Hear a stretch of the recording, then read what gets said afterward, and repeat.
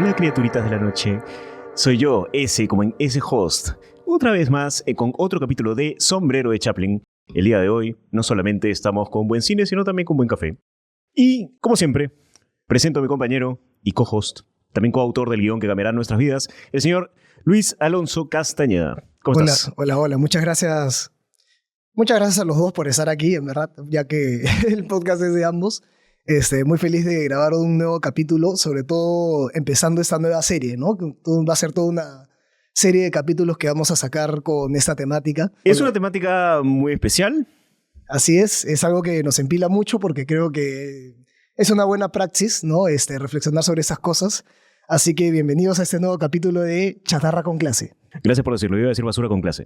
Tengo muy mala retención para los nombres, pero bueno. En Chatarra con Clase la premisa va a ser analizar películas blockbuster, mainstream, que no necesariamente la gente piense que tiene como un subtexto muy profundo detrás, pero nosotros justamente defendemos que todo cine bien hecho tiene algo detrás, ¿no? En verdad lo que vemos en la superficie es solamente justamente eso, la superficie.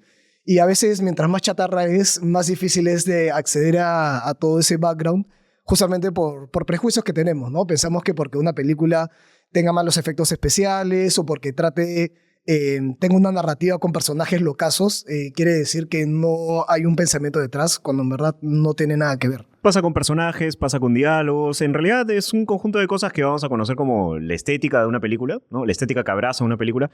Pero realmente pues eso no hace que una película no nos termine de contar cosas importantes. Lo que hace, y esto de Chatarra con Clase, hace algo muy interesante, que es que nosotros podemos disfrutar de la película en dos niveles, ¿no? En un nivel superficial, donde nos podemos cagar de risa, donde puede ser una película palomitera, pochoclera, canchitera, no sé cómo se traduce acá.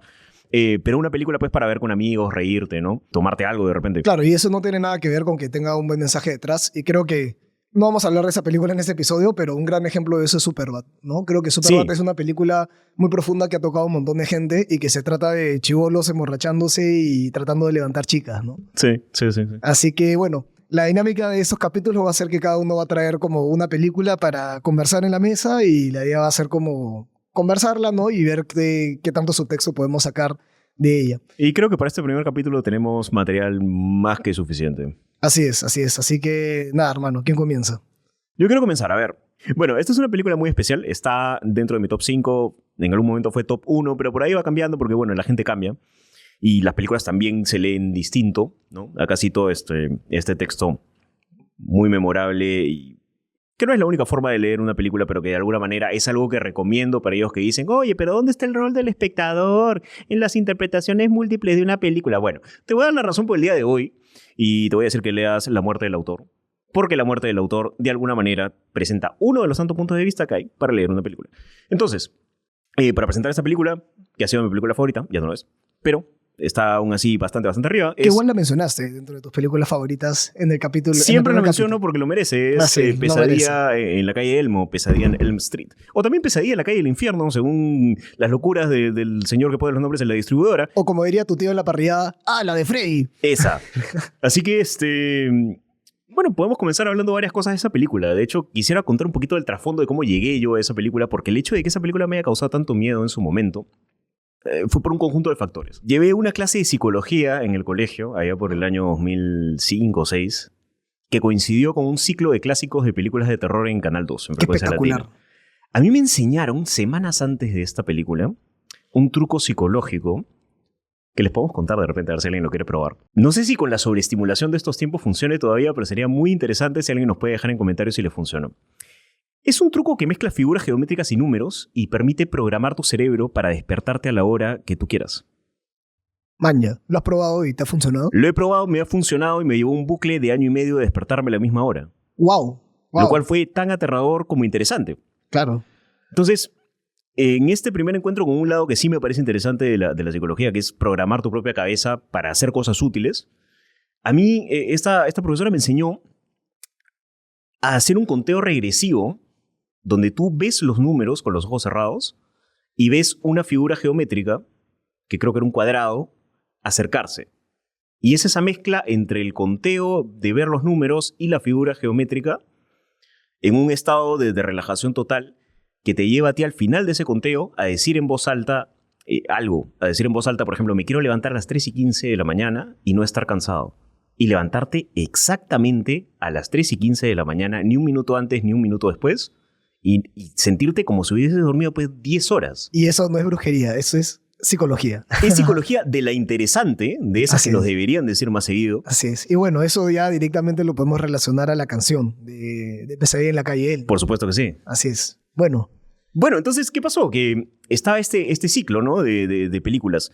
Y yo llevaba ya un tiempo, probablemente un mes o algunas semanas con este problema, porque claro, te despiertas una vez a esa hora, te despiertas 2 veces a esa hora, bacán, porque ves y funciona, pero hay un momento en el que quieres dormir y comienza a representarte un problema. Entonces ese asunto de los misterios de la mente, de cómo el sueño se mezcla con la realidad, de cómo no descansas bien y de repente en un punto comienzas a tener como microsueños, la película me agarró justo en ese punto y me habló de algo que era tan de actualidad y tan personal para mí, porque claro, tú te metes en ese bucle de despertarte profundamente, despertarte de una manera tan clara, comienzas a ver los misterios de la mente y el tema de los sueños que se te mezclan a veces con el día cuando ya comienzas a alterar tu sueño.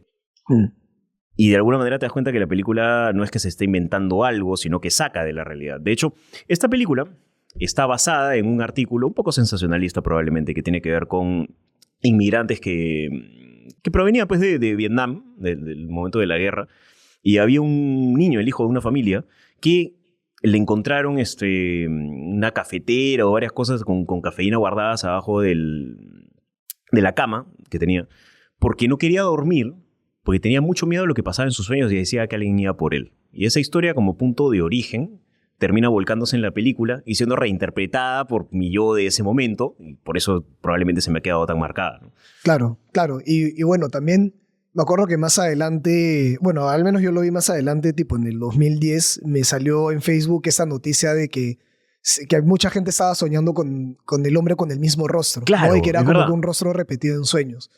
Se había escuchado esa anécdota de dónde saca Wes Craven la historia. Ujú. Y claro, a mí también me fascina esa película porque creo que, o sea, tiene las muertes más originales de la historia del cine. Por supuesto. ¿No? O sea, poder, abriendo la chance de moverse en el campo de los sueños y de las pesadillas, no tiene límites. O sea, realmente puede hacer que el villano se estire, que puedan volar, que pueda crear un espacio onírico lleno de espejos. Claro, porque ¿qué significa morir en un sueño cuando eres el villano que domina ese espacio, ¿no? Claro, de alguna manera. eres el Dream Maker, ¿no? O sea, Sí. en Inception. Que después, por supuesto, en la saga se profundiza, de repente sobrecomplica un poco. Pero claro, hay cosas muy interesantes de eso, ¿no? Para empezar, el hecho de que el villano te pueda matar en tu propio dormitorio sin un límite de horarios, donde el día se puede volver de noche tan pronto te duermes, y donde pues ese asunto de la temporalidad diegética de la historia, la temporalidad del día a día, de la normalidad de estos estudiantes se puede ver alterado con un instante de sueño en cualquier momento en el salón de clases, en el dormitorio, con gente, sin gente, qué sé yo. Bueno, entonces, para seguir ahondando en esto de chatarra con clase, Sí. aunque igual, o sea, obviamente decimos chatarra de una manera cómica, pero no Sí. es que creamos que realmente sean cine, justamente para eso hacemos esos capítulos. Hay una cosa muy importante que a veces se pierde, ¿eh? Porque estamos en una era post-cultura geek, Big Bang Theory. Post Robert Eggers, que ahora hay terror elevado y es Por como supuesto. que, amigo, el terror es elevado, no es que exista un terror elevado y uno no elevado. En el 2003, señor, el crítico que no le ponía una estrella o menos a una película de terror era una persona que no era respetada en su medio. Claro, Y siendo, digamos, viviendo con ese prejuicio y viviendo con esa presión, los críticos se negaban a decir que había valor en las películas de terror muchas veces. Yo creo que la productora que ha cambiado eso ha sido A24. ¿no? En O sea, muy buena parte. claro, Pero o sea, la cultura geek tiene una parte importantísima en traer nuevos críticos al medio. claro, definitivamente. Bueno, ya, pero Siguiendo. queriendo ahora ahondar en ese asunto, Ujú. para ti, ¿de qué trata realmente Pesadilla en la calle Elm?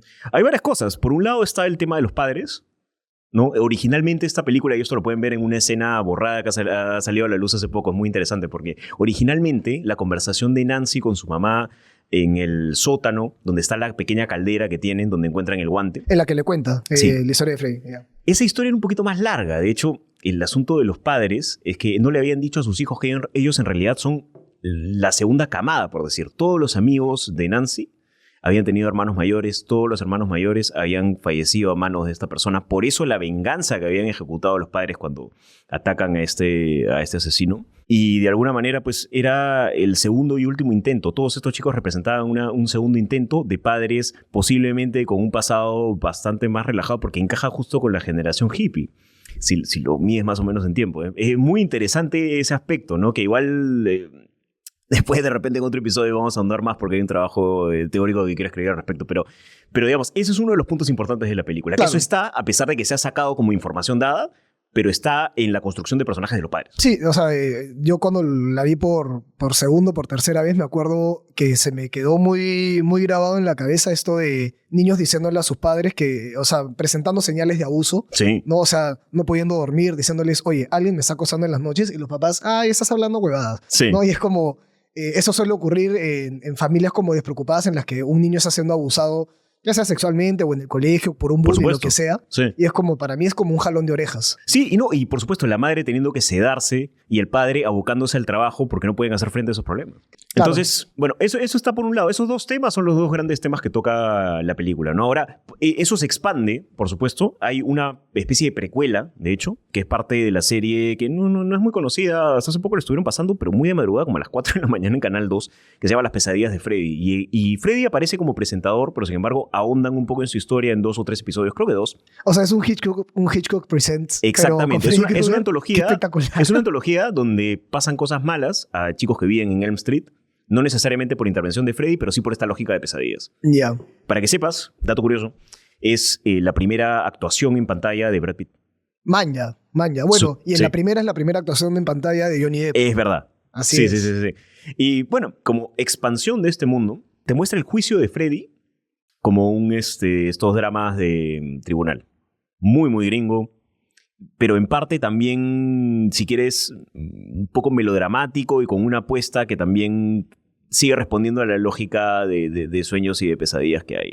Pero que funciona como una precuela interesante, que de repente en algún momento, si se ve ampliada en forma de película, pues podría así terminar de sumar, ¿no? Sí, habría que verlo, ¿no? Porque, claro, Wes Craven, yo creo que hizo su despedida triunfal con Wes Craven's New Nightmare, ¿no? Que, Sí, que se vuelve un giro meta en la que los protagonistas actúan de sí mismos y tienen que escribir la siguiente película de Freddy Krueger para poder encerrar el mal en una obra que pueda de alguna manera hacer catarsis con la gente.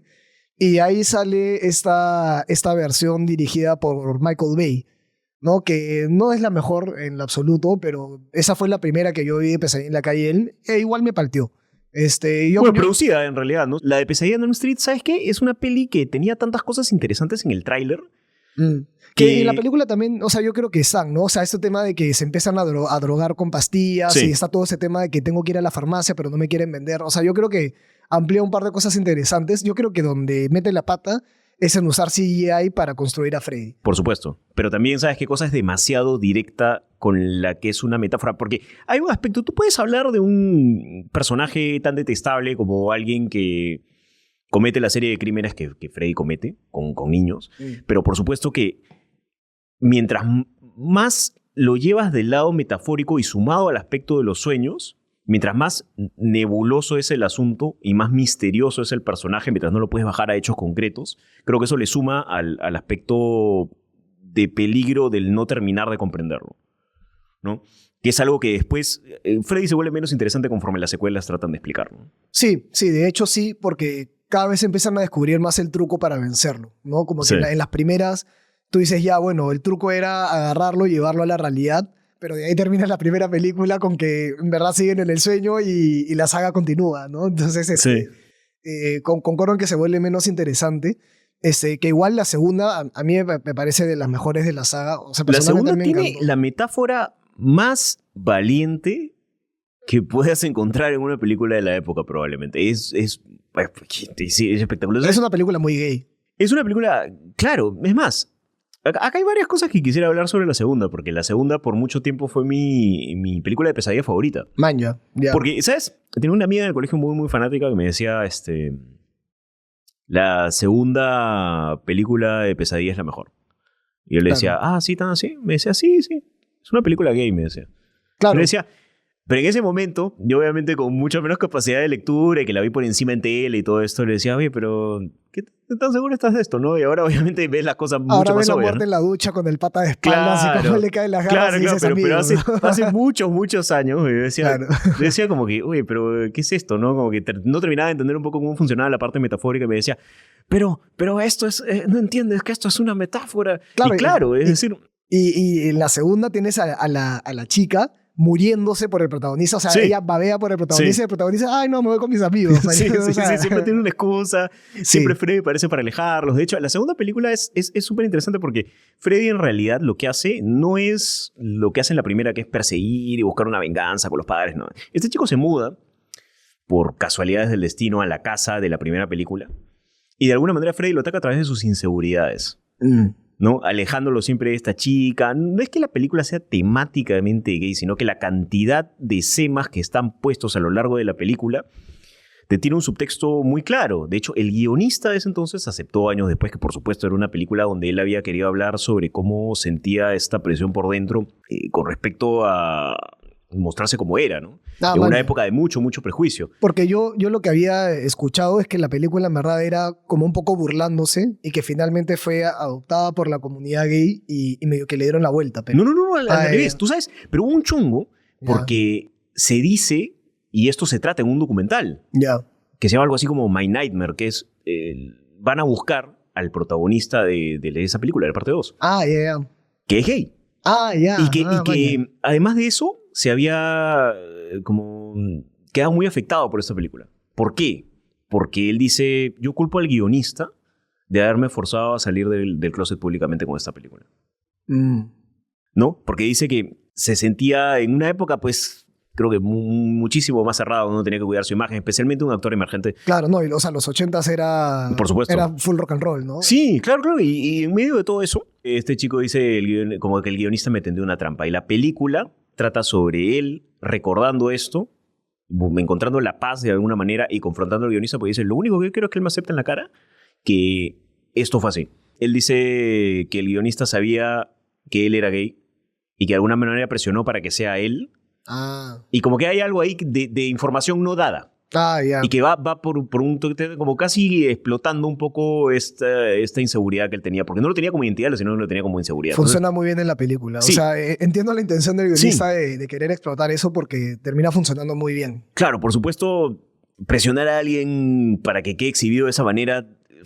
¿Qué te puedo decir? Bueno, es que también, claro, los 80, actor emergente. Es complicado. De todas maneras, presionar a alguien para eso... Sí, bueno, definitivamente eran otras épocas. Yo creo que hoy en día somos gente mucho más comunicativa que no tiene miedo. Hay cosas de las que se puede hablar, quiero creer cosas, que sería abordado de otra manera mucho más responsable. Pero bueno, definitivamente. Otro de los puntos importantes de esta película es que nos deja el diario de construcción de personaje. Este actor, Mark Patton, si no me equivoco, es quien ha publicado el diario de construcción de personaje. Él hace esto que a veces creo que la mención más común de este caso es cuando se dice el diario de Heath Ledger, cuando se encierra a construir el Joker, pero es un diario no publicado, por ejemplo, ¿no?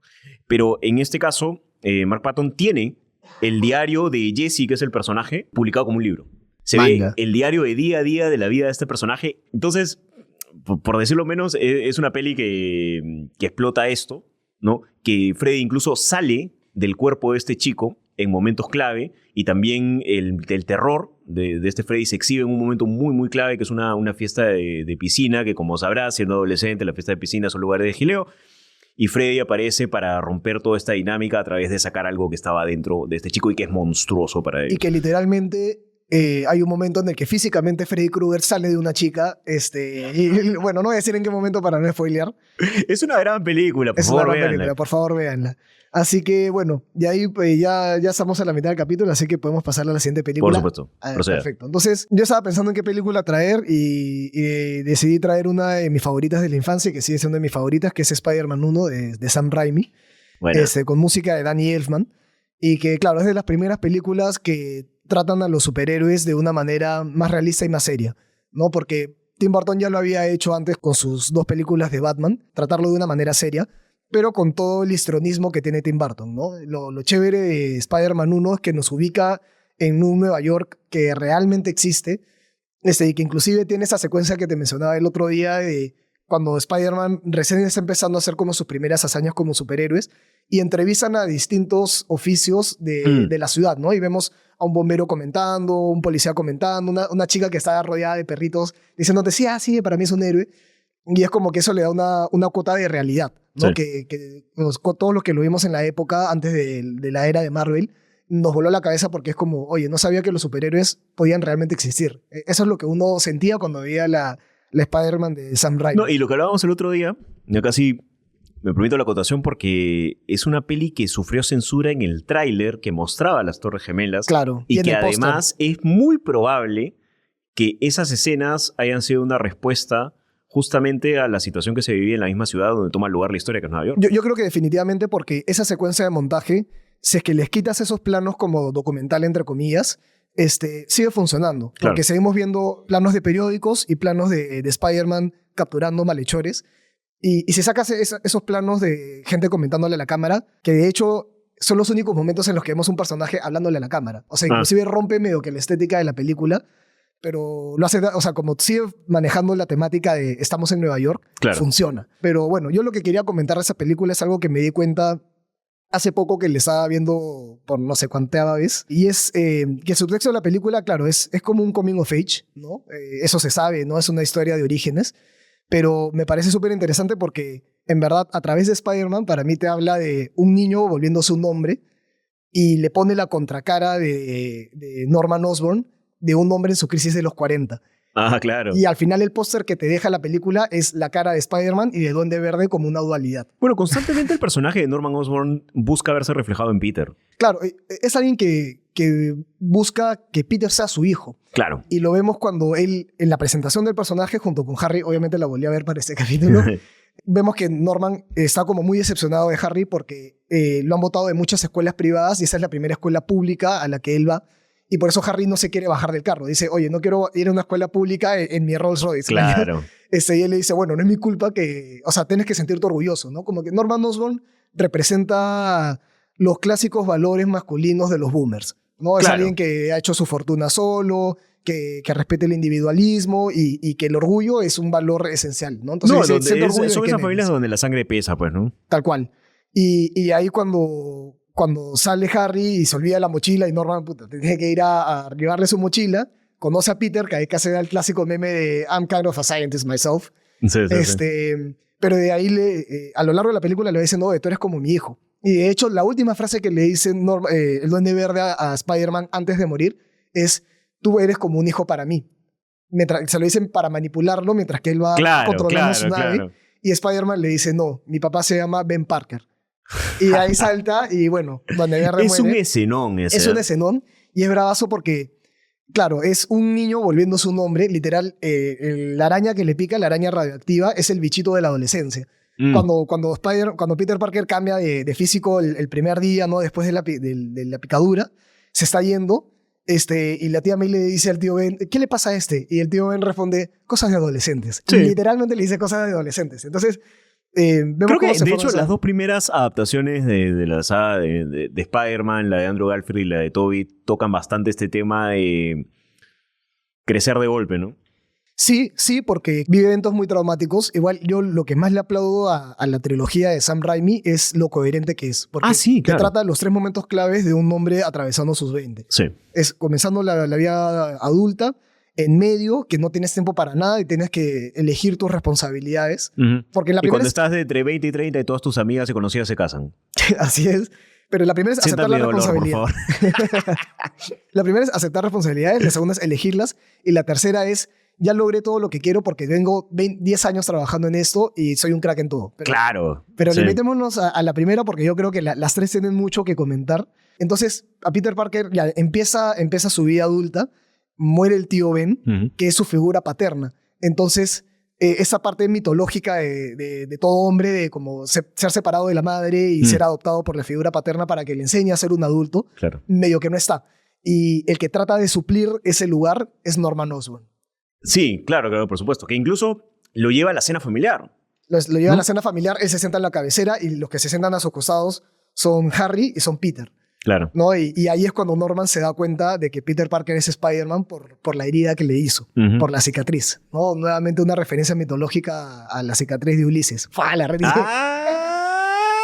Nos fuimos a la mierda. me fue a la mierda.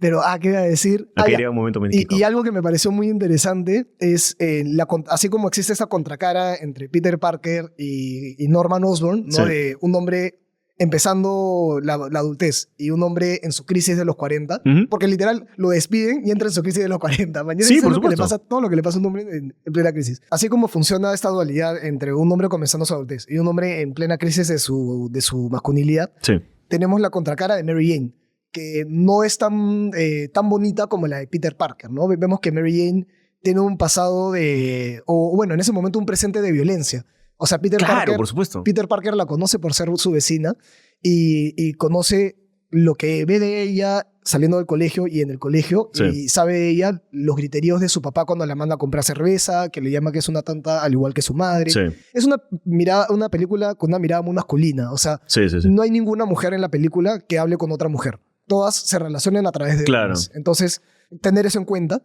Pero, claro, es una mujer que claro, tiene una historia como muy de abuso. Inclusive su novio del colegio es un patán. También, claro. De ahí sale del colegio y acá vienen esas dos escenas que para mí son espectaculares por lo bien hecha que está la apuesta, porque Sam Raimi es un crack. Ajá. Que es cuando Peter se le encuentra saliendo del restaurante ya de una vez que los dos se han mudado a Nueva York a cumplir sus sueños, ¿no? Sí. Peter Parker se va a cumplir su sueño de ser un fotógrafo y de estudiar ciencias, y ella se va a Nueva York a buscar la vida de actriz. Entonces se le encuentra, ella sale de la cafetería con un vestido súper escotado y súper cortito abajo, y se Sí. lo cierra con un abrigo, y se encuentra con Peter Parker y le dice, oye, ¿cómo te está yendo? Y ella le dice, bueno, sí, bien. Y él le dice, oye, quería ser actriz. Y ella, bueno, sí, me está yendo súper bien, vengo de una audición, bravazo. Y ahí sale el dueño de la cafetería y le dice, oye, sí, que faltan $6 en la caja. Sí, sí, sí. Entonces ella se abre el abrigo y le dice, bueno, soy mesera. Y él le dice, bueno, pero no te preocupes con todo. Y ahí se entera que está saliendo con Harry. Pasa la película, Spider-Man se enfrenta a Duende Verde y tal. Pasa la película y ahí volvemos a ver el mismo valor de plano, pero esa vez Mary Jane no sale de una cafetería, sino sale de un edificio en la noche. Supuestamente está saliendo de un casting, ¿no? Sale toda asada, pero es un callejón oscuro que no habla muy bien de ese lugar. Por supuesto. Y tiene un vestido todavía más escotado y medio traslúcido, porque esta escena viene justo antes de la mítica escena del beso entre Spider-Man y Mary Jane. Claro, el beso invertido. Así es.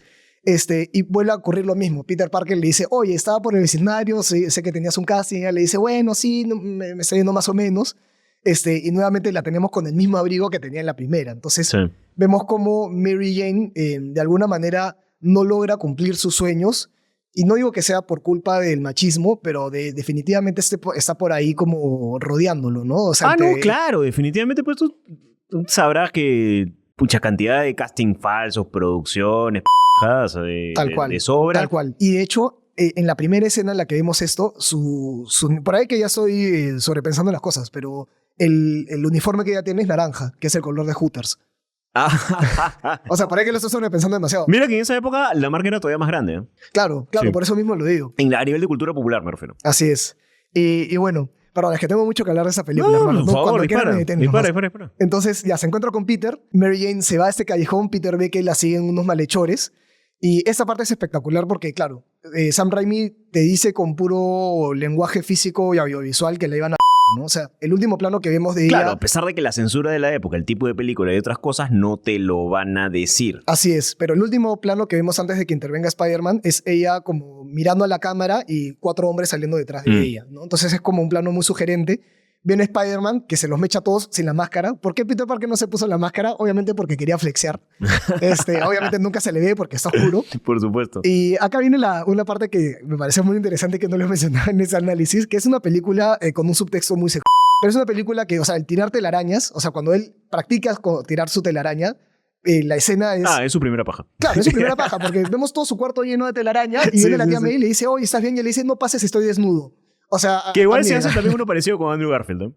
Ya, ok. Sí, pero esta tiene muchos. O sea, por ejemplo, cuando... No, pues esta fue la primera, y además, cuando recién le cambia el cuerpo después de la picadura, no está viéndose en el espejo y la tía May le dice, ¿ya te cambiaste? Y él mira abajo y dice, I changed big. ¿No? Entonces, tiene un montón de así como de guiños. No, aparte el hecho de que la telaraña, como lo dice en esta película, es un fluido orgánico. Es un fluido orgánico, así es.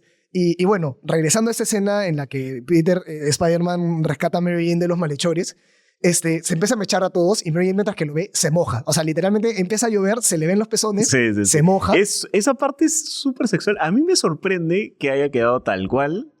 A mí también. O no sé si habrá habido de repente algo más marcado, pero bueno. No, y escúchame, es que se vuelve más marcado todavía. No sé cómo no nos van a... No, que nos lo desmoneticen nomás, porque lo vale la pena. Riesgos. Viene Spider-Man, sale desde arriba.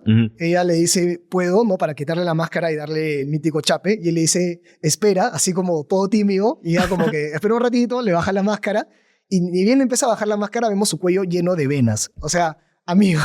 Tipo, yo sé que está de cabeza, es lo lógico, pero todo me parece como muy sugerente, mañana, porque... El hombre fue totalmente listo. Claro, o sea, fue totalmente listo, bueno, se da el clásico chape. Entonces ahí viene, claro, esta escena que es bien de terror, ¿no? Cuando viene Spider-Man y salva este edificio en llamas. Es el mejor rescate de una viejita alguna vez filmado. Sí, que en verdad no es una viejita, ¿no? Es el sorpresa. pero te da miedo, ¿no? Porque lo vemos llorando, lleno de llamas, con una capucha. Lo vi a los 10 años en el cine y salté, me acuerdo, claro. Claro, y es porque Sam Raimi es un gran director de terror. Por supuesto. Y de hecho la película está impregnada de efectos de montaje y visuales de terror. De hecho, lo que pensaba ahora mientras que la veía de vuelta es que es una película que podría ligarse en cierto sentido al body horror. Sí, es verdad. Con las transformaciones de Peter, de cómo le salen como esas pequeñas patitas de araña en las manos. Como dato curioso, ¿sabes? Al año siguiente o durante el mismo año, el aspecto de Spider-Man pudiendo producir su telaraña se fue, de alguna manera, importado a los cómics a partir de esta película. Claro. Y como parte de eso, hicieron una historia bien body horror donde él se convertía en una especie de araña humanoide, después recobraba su forma y mantenía la capacidad de producir fluido orgánico como consecuencia de esta película. Ahí es que sale el Spider-Man de 6 brazos, ¿no? El que se vuelve más arácnido. Hay uno chistoso, pero este es todavía más arácnido que ese.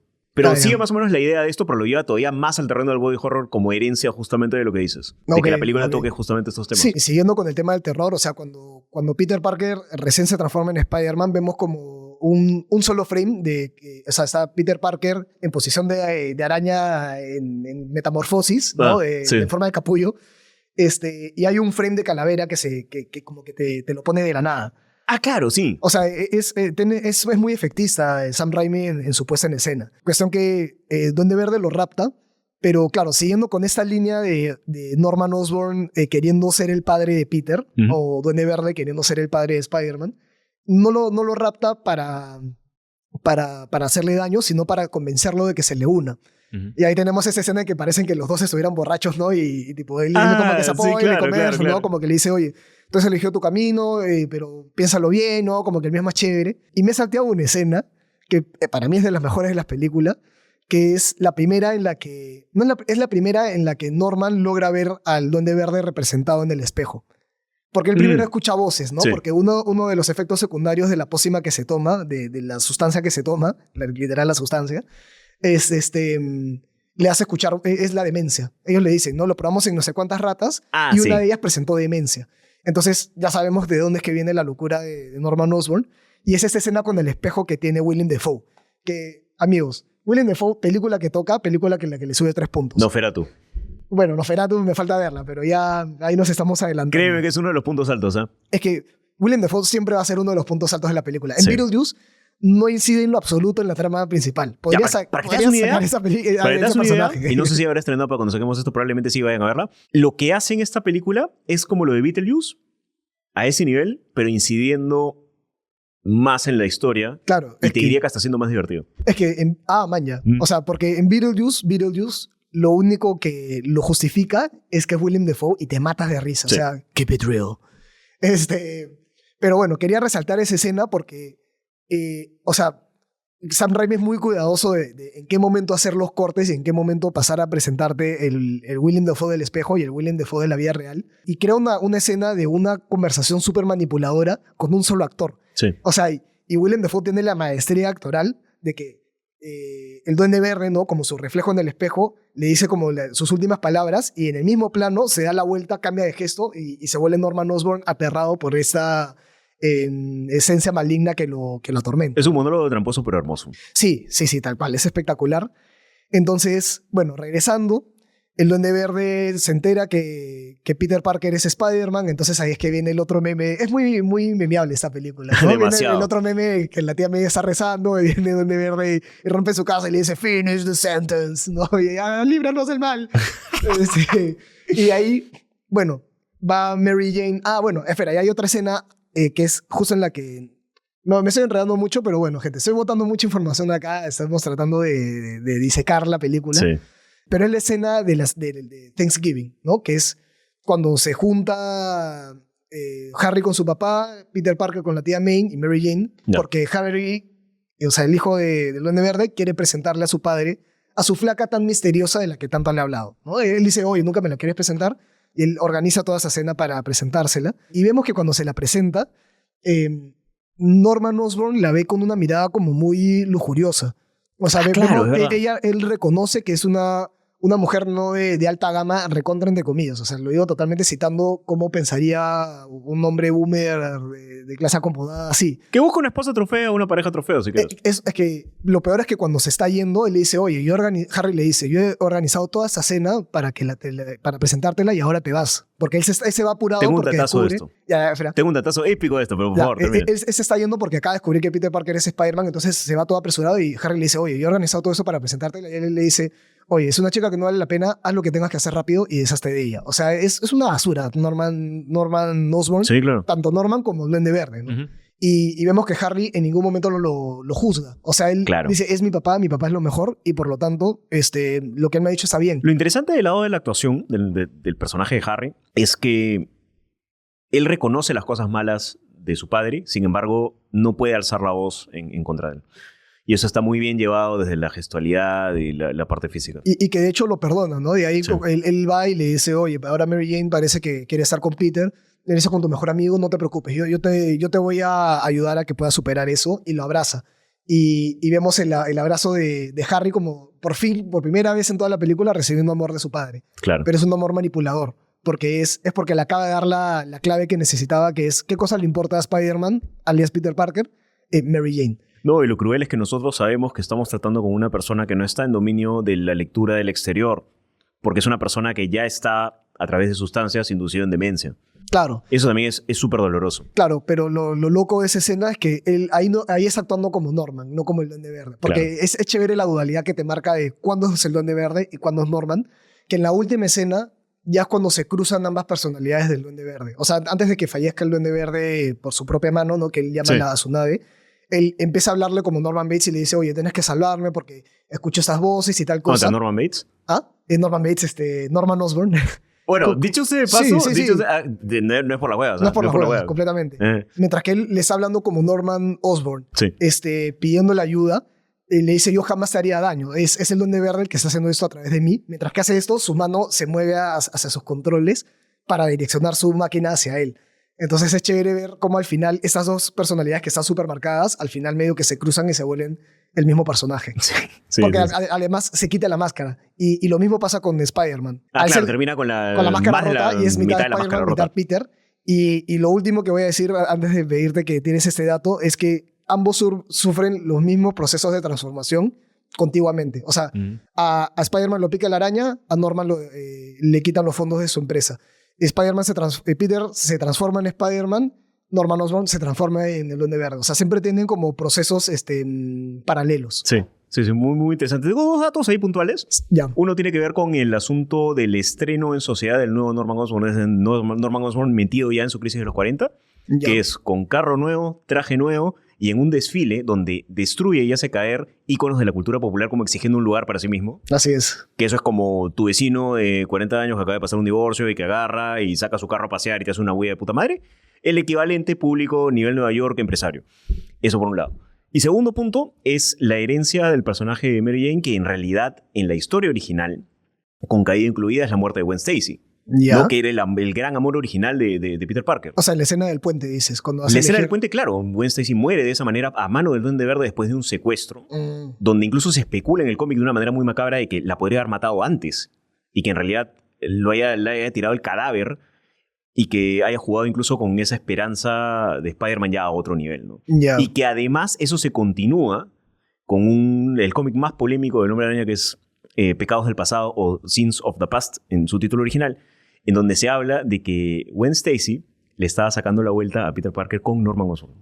Con Norman, no con Harry. No, Norman Osborn. Wow, wow. Polémico.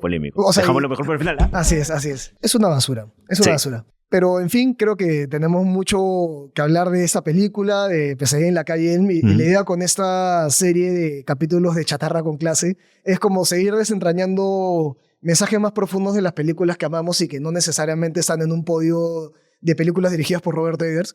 Sí, claro. Amamos a Robert Eggers, pero... yo no tanto, pero bueno, lo intento. Sí, yo sí lo amo. A Northman de verdad me encantó.